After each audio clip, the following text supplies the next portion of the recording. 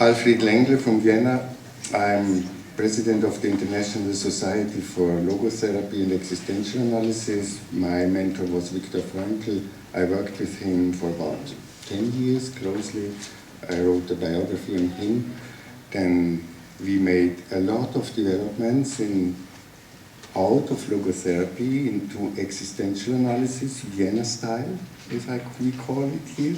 And in this development, phenomenology became central, and out of this view, which already was in Frankl, we developed maybe a deeper side of the preconditions of existential meaning.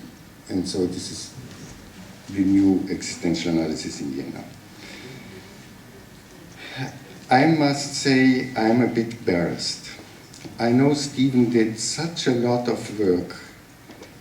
We got, I think it was about 500 emails or even 700 emails on this discussion on definition of existential therapy, and Jackie was involved, and Ludovico, and Gianfranco, and Dmitri, and even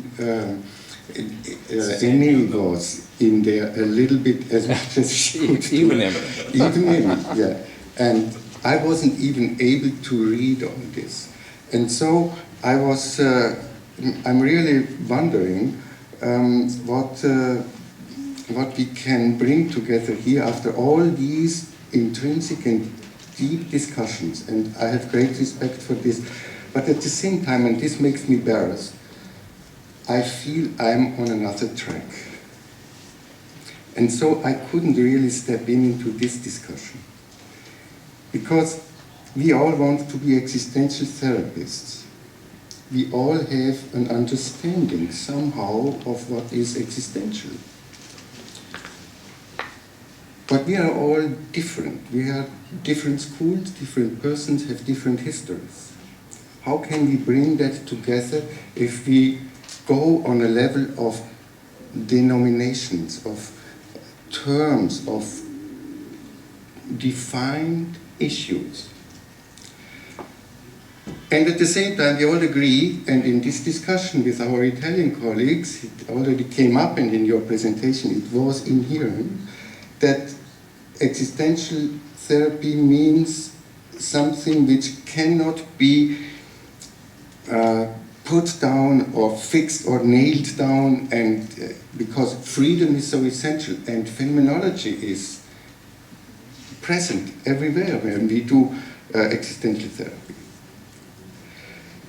So, looking at our discussion from the point of view of a theory of science, we first have to think about what model of science are we going to apply before we come to a trial to define. When we define something, we are already nailing, we are making presuppositions, and Stephen at the same time is really fighting for reducing presuppositions as much as we can, to be as phenomenological as we can be.